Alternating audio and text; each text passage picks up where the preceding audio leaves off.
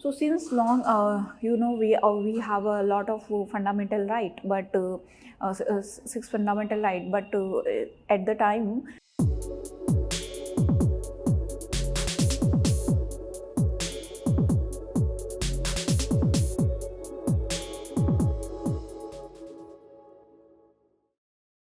Hello, my name is Sindhu, and today's topic of discussion is National Education Day.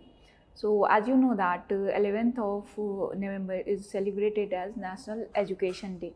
Yesterday, we have celebrated that day. So today we will see when it is celebrated, why it is celebrated, and the history behind it, and the significance of the day. That why we are celebrating National Education Day, and also a lot of policy regarding the educations in the constitutional provisions also, and the government initiatives also recent in the recent years regarding the education.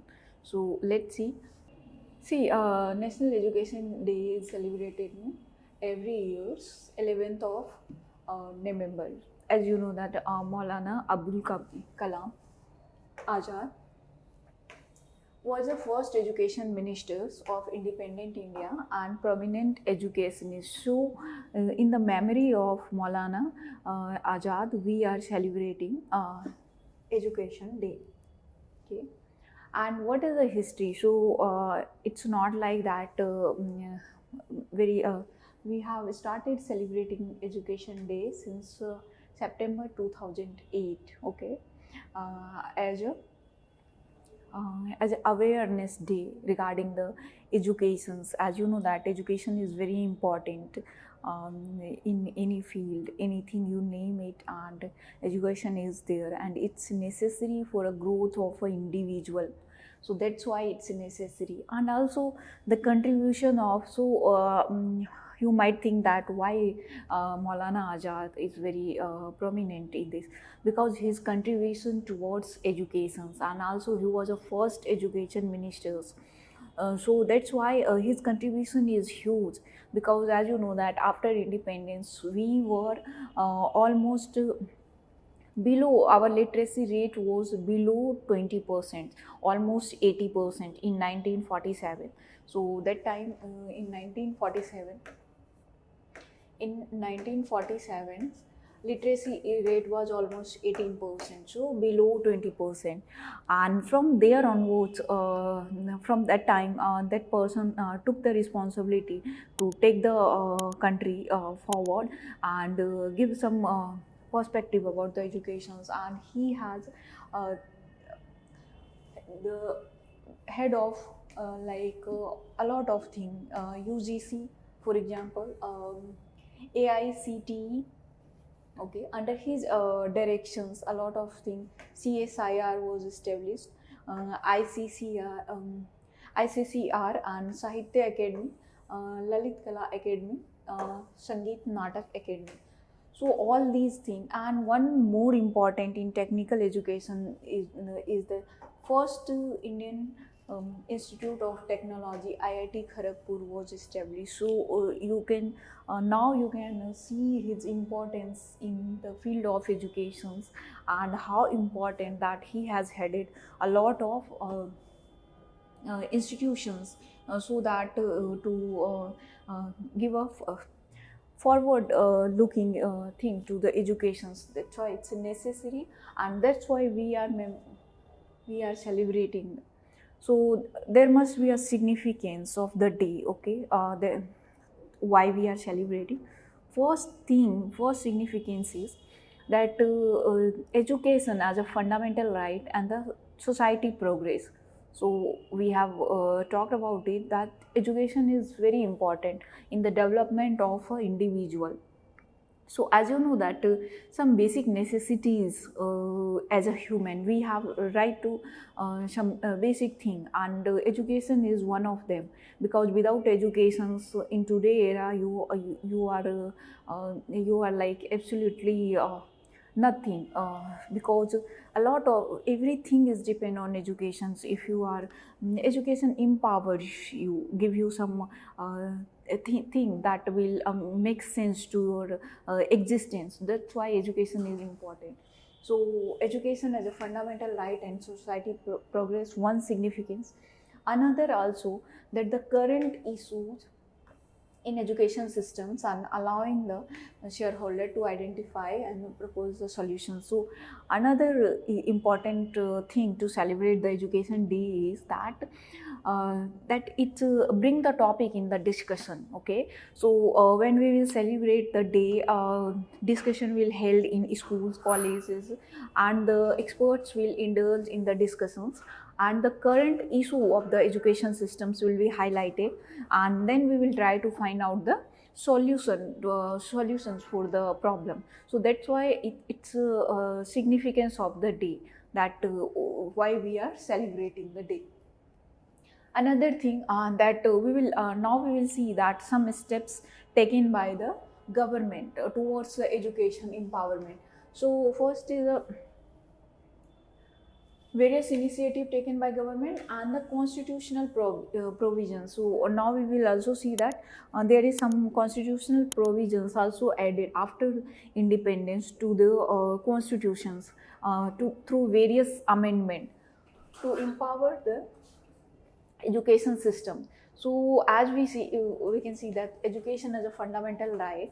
So since long, we have a lot of fundamental right, but six fundamental right. But at the time when we got independence, that time education was not explicitly written, but we had a lot of provision through that we can drive that power, but not explicitly written.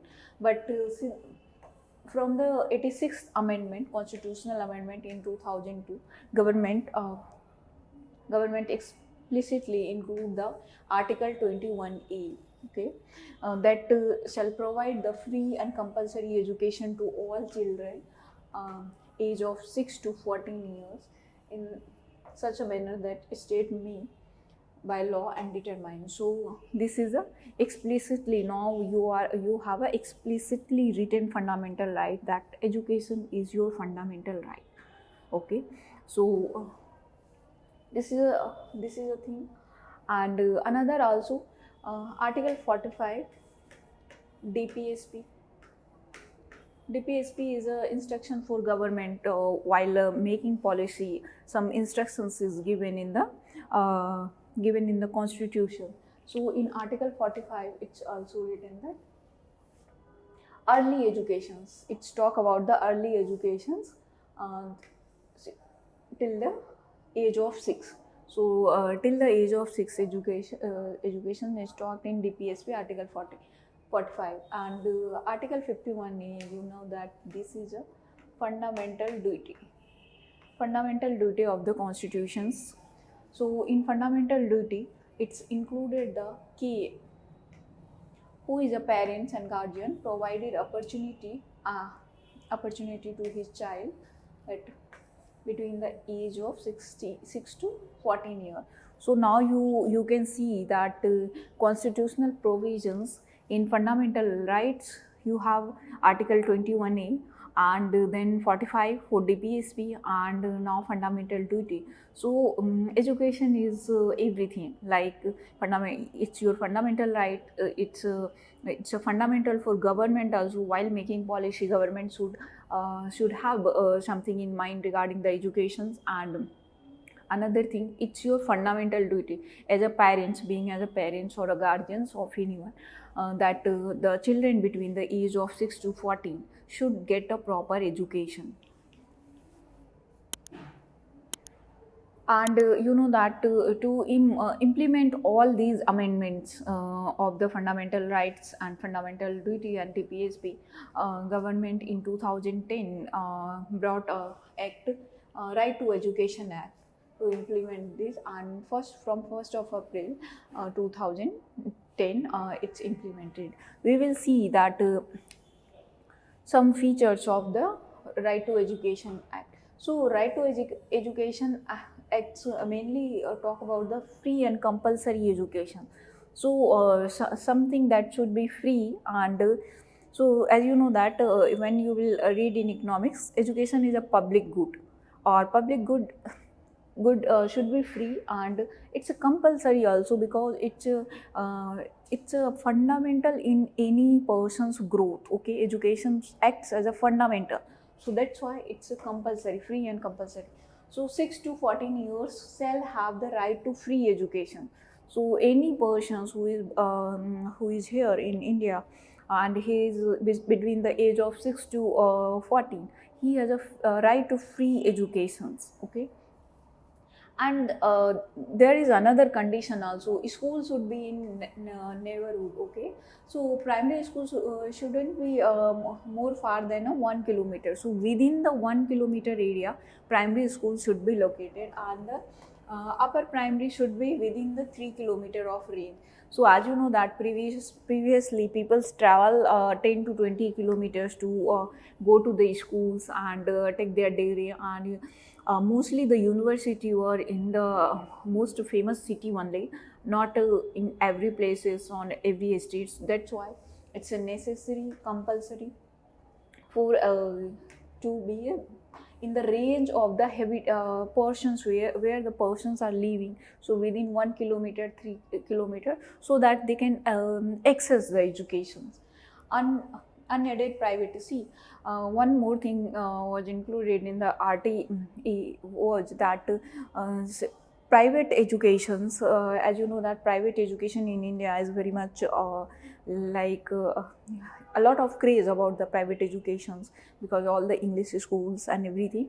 So that's why it's also reserved the seat for the special category and the economically weaker sections, and 25% of the seat should be given to the student who is economically weaker. And now we will see some initiative taken by the government in the recent times. So very famous national education policy, PM3, Nipun Bharat, Nishtha, Samagri Shiksha, Prerna, Ullas, and Vidya Pravesh, Vidyanjali, Diksha.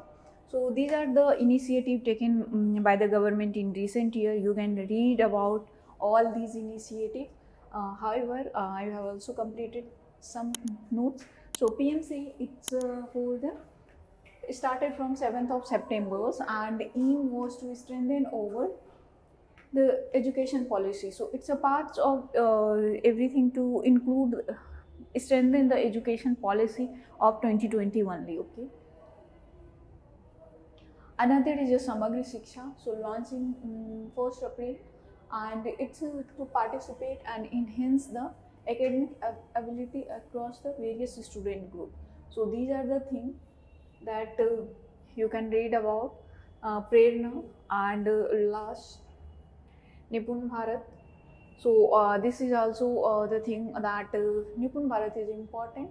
Here Nipun Bharat, it was launched by the Department of School and Literacy 5th of July, and mission aims to that every child achieve the literacy till numeracy and till the grade 3. So these are the important initiative of government. Some of the important, however, you should read it holistically. You can use some of the website like PIV, one of the most important website, and the various newspaper editorial, and so that it's not about that only you should getting to know the your point of view is not only restricted to the examinations, also as a persons, be aware persons, and read a lot. That will, I think, probably help and shape the person's thought and the society also. If you are a good person, then society, you can look the society in a better manner and understand the society in better manner. So that's why one of the very good quote, and the famous quote of Azad was Maulana Abul, education imparted by heart can bring revolution in the society. So see, education is not about getting the degree and getting a job, or getting anything for only a point of view of economy or anything. It's more than that. It's Education is one thing that has a lot of spillover effect, and that too in a positive manner. So if you are educated, you will earn well, so economically you will become very viable for the society, and you will become a very good persons, good as a persons, and understanding, and the persons with whom anyone can live in a very nice manner. So you will be very good for the society as well, wherever you will live.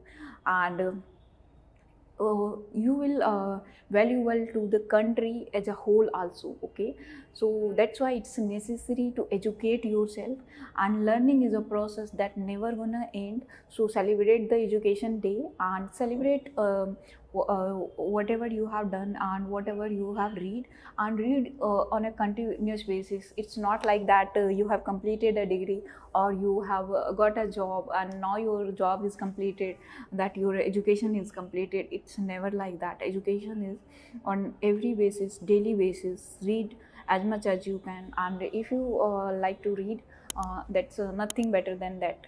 Thank you. In next video we will see some another topic.